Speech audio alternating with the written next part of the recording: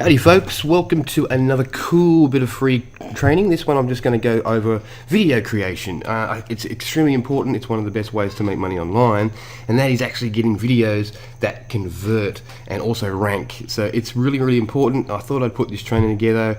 I do hope you love it, like it, and if you do, make sure you comment below, share this, get it out there, because it's going to help a lot of people, I hope.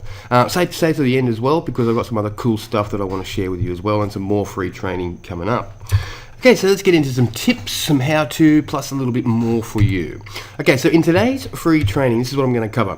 My best performing video styles. I'll go over some styles for you, what I use to create them, how to keep the audience actually engaged, which is probably one of the most important things, and my best performing video styles, plus some video ranking best practices as well. You'll also learn a bit about editing your video using Camtasia. If you're on a Mac, you can use, I think, ScreenFlow, but I'll get into that, and that's going to be the last thing you'll see, and it's some cool stuff, so I wanted to make sure you see that as well. So stick to the end. Okay, so my best performing types of videos. One, live on camera. Alright, getting live on camera is probably the best, okay? The reason being is, people get to see you, they get to know you, they get to like you, they can see you're a real person. The second one is Camtasia, okay? So screen sharing, I love to do screen sharing. Now don't worry, I'm going to go through all these in a little bit more detail. So Camtasia is pretty cool. I'm actually using Camtasia right now to record this presentation. So PowerPoint presentations, just as I'm doing right now, they work very well as well. Video creation softwares, and that's the other one I use, which I don't use too much of, but there are some cool video creation softwares out there that'll help you create a video that's engaging, that's cool, it looks good, look professional, and will do the job. Okay, so how I create the videos. Live on camera, that's the first one. Straight away, I use my wife's iPhone. Now, iPhones are far better for recording videos. I don't have one, I've got an Android, not too bad, but my wife's iPhone, I steal it from her, and I use that. It's the bee's knees for me when it comes to recording the videos as well, okay? And that's live on camera, so you don't need much, you don't need anything technical, just a phone.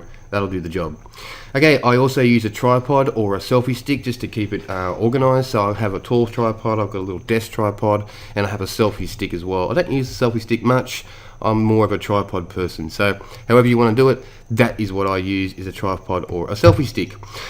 Also a well-lit room. So if you don't have like lights and cameras and all that sort of wonderful stuff, all you need to do is have a well-lit room on a nice sunny day and have the sun behind your actual camera or your phone, so therefore your face is all lit up and the actual video looks good. Okay, now I also have a lighting setup, so I've just got some ballast lights there. You don't need those. They're pretty cheap. You get at Amazon and pick them up for like, I don't know, $100, $150 for cheap ones. You can spend a fortune on them, but keep your costs down when doing these sort of things. You can just use a well-lit room. Okay, so using Camtasia. So this speaks for itself, right? You simply use Camtasia and you record your screen or a presentation, just like I'm doing right this second. Now for Mac users, I believe, I haven't got a Mac, so I don't know 100%, but I believe ScreenFlow is the way to go when you're using Mac. So for Mac users, check out ScreenFlow. Okay, so for PowerPoint, now PowerPoint presentations are so cool. When you do them, you want to just use basic slides, just like you're seeing right here. Bullet points work very well, and try to bold key phrases. So if you're doing like a sales video, you want to bold those key phrases. The idea with that is you want people to be able to, if they're just quickly perusing through the video, you want the key points, the benefits, the actual story to stand out if they're only seeing those bold points. So the bold points or the bolded words should actually tell the story. Alright, it takes a little bit of practice doing that, but it works very well. You've probably seen that on some of my actual sales videos where I do exactly that. So, you want to try and keep it to 10 minutes or less. Now, unless it's and I can't spell I went fro, unless it's a training video, which can be longer if needed, but try and keep them as short as you can. So video creation softwares. Now, there's a few that I do use. Video Maker FX is probably my favorite. I use that plenty of times. I do that for a lot of review videos. I use that with YouTube when I'm doing some YouTube videos for my actual niche websites. So Video Maker FX is cool. Also, Easy Sketch Pro is also really cool as well for doing those sketch drawing ones. That's pretty cool. And Explaindio. Explaindio is another quality product as well that you can go ahead and check out. So Video Maker FX, Easy Sketch Pro, and Explaindio. They're the ones that I particularly personally use. So now, when it comes to keeping your audience engaged, I've got 5 tips for you. Okay, so the first one is start with a big promise. So a big promise could be something simple like, if you watch this to the end, this is what you're going to learn. Or if you, my big promise to you will be, if you watch this to the end and implement what you're going to learn, you will get ABC, whatever it may be, or XYZ, okay? So you try to start off with some sort of a big promise. So you also want to add in a viral or open loops. Now, what they are is just a reason to people to stay longer on the video. Okay, so like I did at the beginning of this video, I said, hey, hang around to the end because I'm going to give you something cool and you'll see some more cool stuff and some more cool training, right? So you're more than likely going to hang around to see what that is. And you want to do that throughout the video. Usually once or twice is pretty cool, depending on the length of your video. Okay, so use the word you where possible. So especially in a sales video, you want to make sure that it's not about you. It's not about you personally. It's actually about the person that you're recording the video for, or your audience. The word you seems to stand out. When you see that on a sales video or a sales page, it sort of speaks directly to the actual prospect or the customer. So try and use the word you wherever possible. More than merrier is better. So use it a ton of times, okay? Now, you want to make sure you state or list the benefits more than the features. Okay, so features are cool, right? But what is the benefit of that particular feature? So you want to make sure you're stating or listing the actual benefits more than just the features. So if you have a video where you go, oh, it does this, and this, and this, and this, that's all great and dandy, but what does that mean for the prospect, or what does that mean for the particular person watching the video? You want to make sure that the benefits really stand out. Okay, so make sure the benefits are in there and you focus on the benefits. Like they say, sell the sizzle, not the sausage. Okay, same sort of concept. So you want to also handle possible objections throughout the presentation or sales video. So you're gonna get people that will watch a sales video. At the end of it, they're going to be like, yeah, but this, yeah, but that, yeah, but this. So what you want to do is you want to make sure you actually handle those the very best you possibly can. So things like, this is an example. You probably think that if you have no experience, you can't do this. This is not for you because you have no experience. This is highly technical. Well, in fact, it is because XYZ. So you sort of handled that objection throughout the actual presentation. That works really, really well because they're going to get to the end of the video and go, right, there's no reason why I shouldn't grab this. There's no reason why I shouldn't go ahead with this. It's answered all my personal questions. It's answered any my problems or issues that may have arose that I think I needed to ask. They're going to want to purchase, right? Because you've actually handled those objections throughout the presentation. All right, very important. Okay, so there's my 5 tips. Here are real quick tips, but if you use those, you're going to find your sales, your engagement, everything's going to increase a lot more. The more engaged your audience is, obviously the more profit you're going to make from any video you do, and the more people you're going to help out. So you always want to make sure you're helping out people when you're doing videos as well. Don't just sell something. Give them some information throughout the sales process. It always works very well. So next, video ranking tips. So I've got a bunch of tips here. Now I've got like tons of them where I could go right into it. That's going to help you rank your videos, because like I said in a previous training video that I've done, what's the point in creating a video if nobody sees it? Okay, so ideally you want it to rank on YouTube for a chosen keyword or keywords, and you also want it to rank on Google and Bing as well. All right, but to do that, there are a bunch of things that's really going to help you actually achieve that. Now, we can go right into an in-depth SEO course here, which I have got courses out there that do that. But for now, let me just give you some of these cool tips that you can take away and put into action straight away. All right. So the very first one is the video file should be your keyword. So let's say you're ranking for a keyword, P90X, right, which is a health or weight loss sort of a product. So you want to make sure your video file name is P90X, okay, or P90X review, or buy P90X, something with the P90X in the actual file name. So that's pretty important. So file name should be your actual keyword. The second one is use a question after the main keyword in the title, right? So first off, your main keyword always goes first. So let's just use the P90X. So it'll be P90X review. Does this actually work, right? So that's a question. People want to see the answers to questions. That's curiosity. That's how human nature is. But we've also listed the main keyword in there as well without over spamming it. You can even go like a P90X review. Does the P90X really work, right? So you've used the main keyword twice in your title and you've asked a question. That is a cool method and a cool way to go about it. Okay, so the other one, I've just put that in there twice. No idea. Anyway, we'll move on. So put the keyword in the first line of your description. So that's pretty important. So let's say the P90X, you want to make sure that you go, hey, welcome to my P90X review. If you want to learn more about P90X, go here, right? And you'd put a link.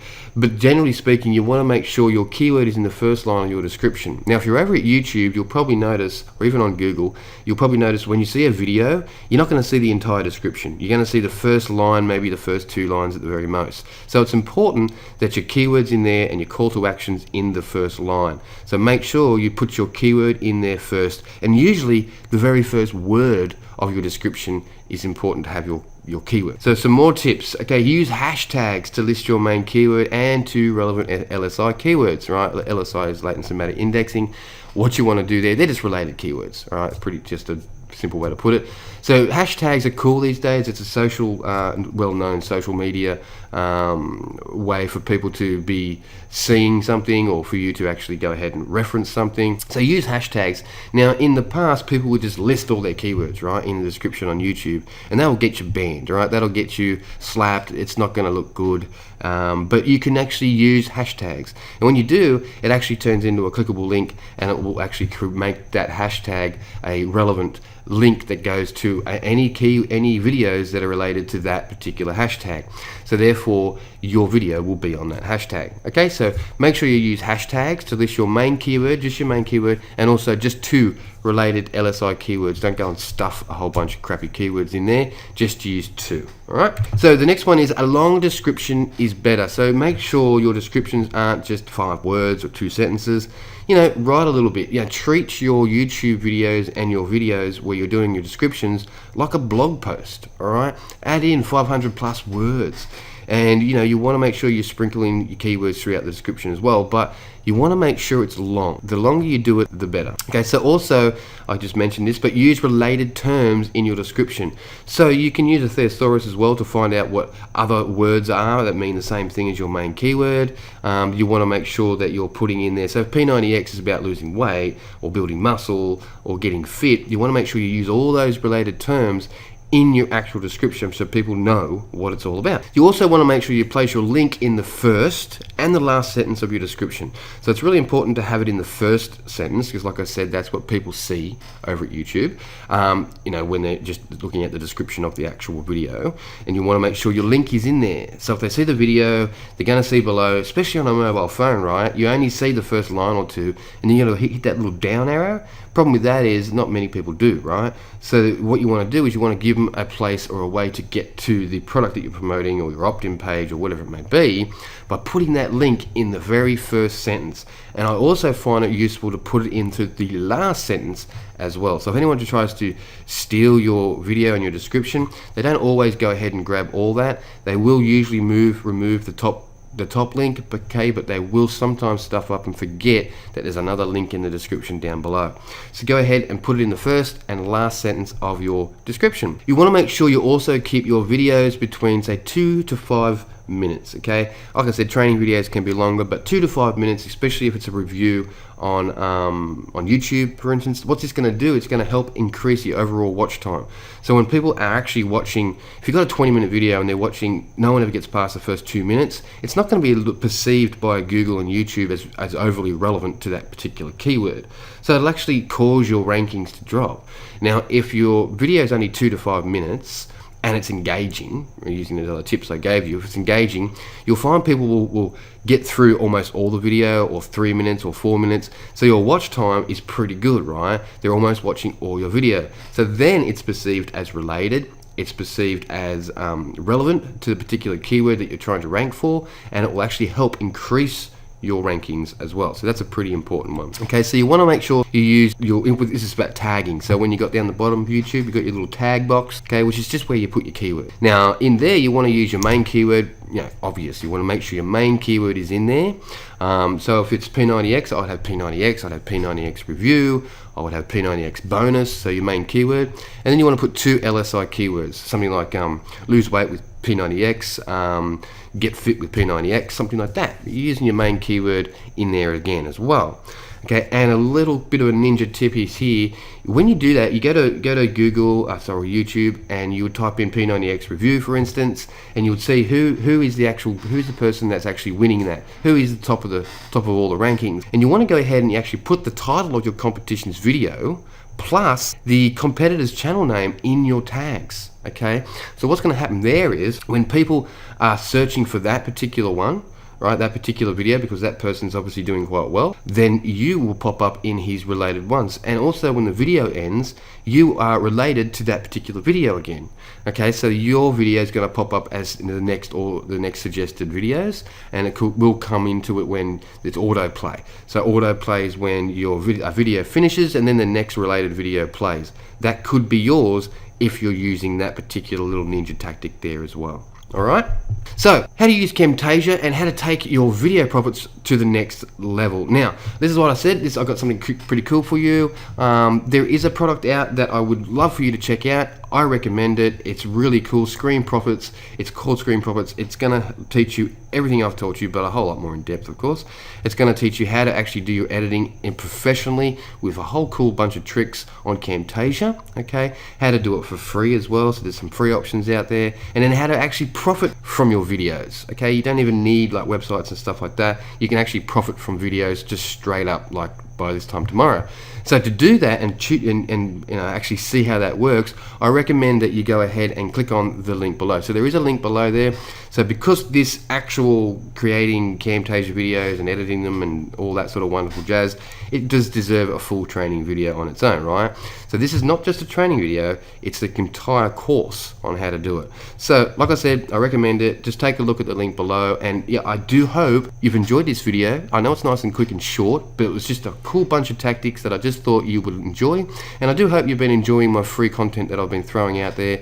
And remember, when I say something like go ahead and check out a product, I've actually checked it out myself, right? It's cool, it looks good, it works well, and what you'll learn on there is actually taught in a very professional manner, and it's going to actually help you profit, which is the main thing. We want to make sure you're getting to that point where you're making a good profit online. All right, so check it out, and I will see you in my next training video.